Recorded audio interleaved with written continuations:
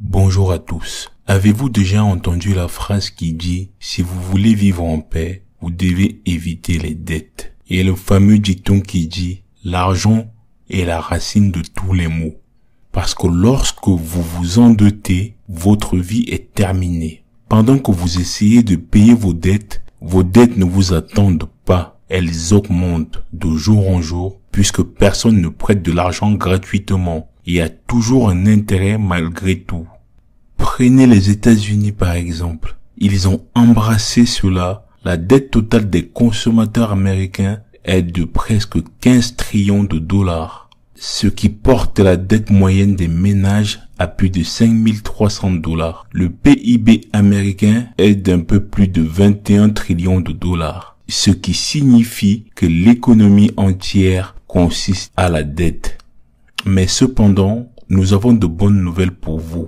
La dette n'est pas toujours mauvaise. C'est une opinion impopulaire parce que la plupart des dettes que nous avons sont de mauvaises dettes. Vous avez probablement des dettes de carte de crédit, un prêt automobile et peut-être une dette d'études et vous vous dites qu'il me faudra des décennies pour rembourser toutes ces dettes. Comment diable cela peut être quelque chose de bien? Afin de comprendre comment cela peut être quelque chose de positif, regardons comment les gens avec des poches profondes l'utilisent pour faire encore plus d'argent. Ça peut sembler un peu déroutant parce que pourquoi quelqu'un avec beaucoup d'argent utiliserait-il des dettes en premier lieu? C'est censé être utilisé par des gens qui n'en ont pas. Mais ce n'est pas comme ça que ça fonctionne, le capitalisme. La dette est un outil puissant si vous savez comment l'utiliser et dans cette vidéo, vous découvrirez comment. Vous découvrirez comment les gens riches l'utilisent pour faire encore plus d'argent et mettez-nous un pouce j'aime pour nous soutenir. Numéro 1. La plupart des échanges commerciaux sont basés sur ça. Cela paraît un peu controversé car emprunter de l'argent pour démarrer une entreprise est une idée horrible et personnellement je ne le ferai jamais. Mais il y a des entreprises, surtout les entreprises traditionnelles, où utiliser cela est votre meilleure option. Exemple, disons que vous voulez vendre des stylos. C'est un produit très commun, il y a presque toujours une demande pour cela. L'idéal serait de s'envoler pour la Chine et de trouver une usine qui produit ce stylo avec une bonne qualité et un bon prix. Vous achetez un conteneur de stylo, vous l'expédiez en France ou aux États-Unis et le distribuez à vos clients. Mais aujourd'hui, cela se fait surtout en ligne, sur des sites comme Alibaba, à moins qu'il ne s'agisse d'un produit compliqué qui vous demande de vous rendre en avion à l'usine. Mais le hic, c'est que vous n'avez pas vraiment à payer pour les produits. Laissez-moi vous expliquer.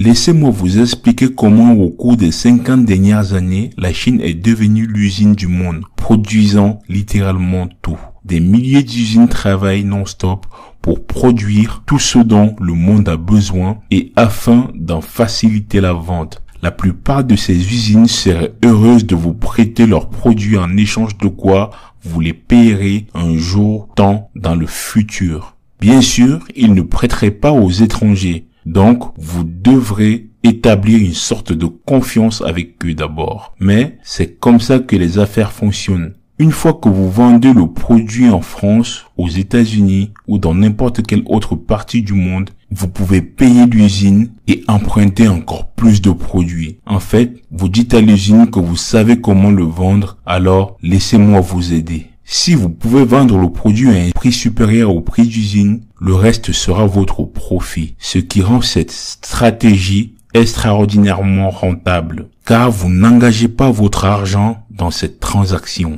C'est pourquoi la vente est l'une des meilleures compétences que vous puissiez maîtriser.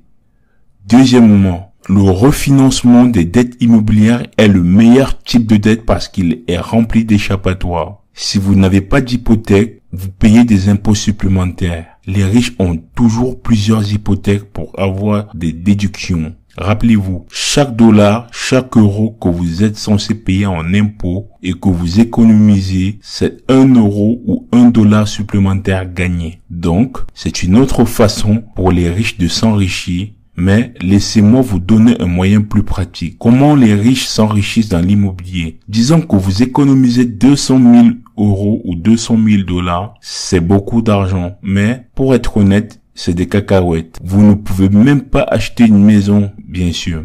Vous ne pouvez pas obtenir une hypothèque de 800 000 $ puisque vous devez verser un acompte de 20%. Mais voici le secret.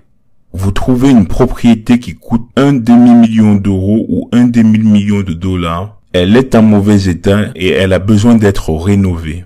Vous allez à la banque et vous obtenez une hypothèque en reversant un acompte de 20%. Vous allez dépenser environ 10% du coût total de la maison pour la rénover, soit environ 50% du coût total. Vous allez de nouveau à la banque, mais cette fois pour refinancer votre prêt. Quand vous avez obtenu une première hypothèque, la valeur de cette propriété était juste d'un demi-million de $, parce qu'elle était en mauvais état et que personne ne voulait y vivre. Mais depuis que vous l'avez rénovée, il y a des gens qui veulent la louer, donc la valeur marchande de cette propriété a augmenté à peu près de 700 000 $. Comme la première fois, vous avez obtenu une hypothèque de 80%. 400 000 de cet argent va aller à votre première banque qui vous a donné la première hypothèque et déduisons 50 000 de plus que vous allez dépenser pour la rénovation. Il vous restera un bénéfice supplémentaire de 110 000 $. Vous avez gagné 110 000 $ en utilisant cela et vous vous retrouvez avec une propriété que vous pouvez louer pour augmenter votre capital et générer des revenus passifs.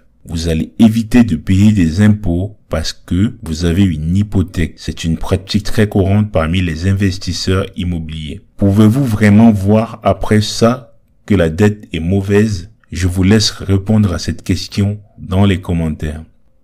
Plan numéro 3, les fonds spéculatifs. Les fonds spéculatifs sont créés par les riches, pour les riches, afin d'enrichir les riches. Et ils utilisent généralement des stratégies impopulaires pour le commun des mortels.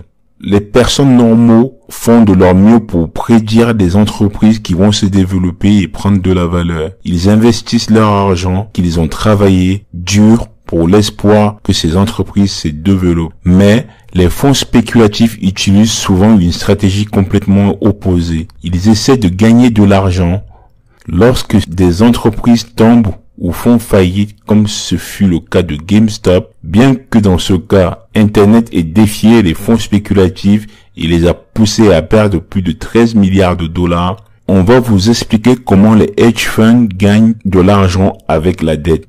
Imaginons que vous êtes un spéculateur. Vous attendez à ce qu'une certaine action baisse, par exemple Facebook. Vous savez qu'Apple, qui produit le smartphone le plus populaire, annoncera la semaine prochaine qu'il ne laissera plus les applications vous suivre comme Facebook ou Instagram. Des applications pour suivre votre activité en ligne et faire de la confidentialité leur première priorité, ce qui va grandement endommager le modèle d'affaires de Facebook. Alors, vous prenez votre téléphone et vous appelez votre courtier pour lui emprunter une seule action de Facebook qui coûte, disons, 100 $. Vous mettez l'action sur le marché libre pour 100 $ et maintenant vous avez 100 $. 100 $ dans votre poche, mais vous devez toujours une action Facebook à votre courtier. Disons que vous avez raison que la semaine prochaine le prix de l'action chute à 70 $. Pour acheter une action Facebook à 70 $, puisque le prix a baissé, vous rendez 70 $ à votre courtier et vous empochez les 30 $. Félicitations, vous avez fait 30 $ sur plein d'actions. Cela semble simple en théorie, mais c'est extrêmement difficile et risqué en pratique. Qu'est-ce qui se passe si tu te trompes, si le prix double du jour au lendemain? Tu devras quand même rendre cette action Facebook à ton broker et payer des intérêts sur l'emprunt de cette action. Maintenant, tu dois racheter cette action pour 200 $ pour le rendre à ton courtier. Pourtant, vous avez acheté cette action dans le but d'essayer de le revendre quand elle montera. Le maximum que vous pouvez perdre est le montant que vous avez investi, mais dans le cas de la vente à découvert, si le prix continue à augmenter, vos pertes continuent à augmenter théoriquement. Vous pouvez faire des pertes illimitées puisque théoriquement, le prix de l'action peut augmenter indéfiniment. Mais si vous avez une centaine d'analystes travaillant pour vous, vous pouvez faire fortune en utilisant cette stratégie numéro 4, le Forex. Le Forex est un marché où les devises sont échangées. Il rend possible le commerce international. Vous pouvez utiliser le dollar américain en Chine. Vous pouvez acheter des yens chinois pour payer vos employés par exemple en Chine. Donc, il y a un marché où n'importe quelle entreprise peut entrer et acheter des devises étrangères. Et, en fonction de différents facteurs, ces devises fluctuent. Par exemple, la Fed augmente les taux d'intérêt, ce qui va limiter l'offre de dollars sur le marché et rendre le dollar américain plus fort par rapport aux autres devises ou vice-versa.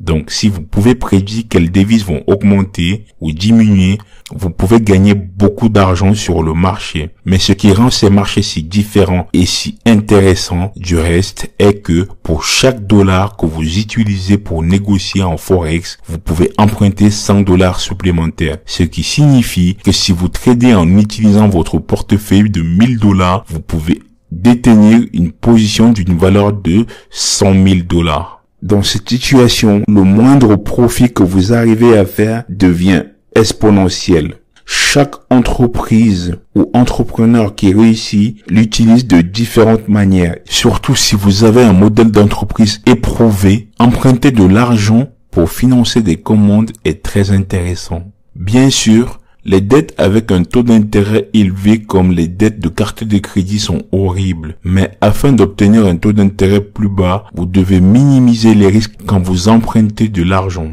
Comment faites-vous cela? Vous devez établir une réputation d'emprunteur fiable. Il y a des milliards, sinon des trillions de dollars dans les banques qui attendent que quelqu'un les emprunte. Et même s'il n'y a pas d'argent, les banques peuvent créer de l'argent à partir de rien. C'est connu. Merci d'avoir regardé la vidéo. Laissez-nous un pouce bleu pour nous soutenir. N'hésitez pas à vous abonner pour ne rien manquer de nos prochaines vidéos. Restez courageux.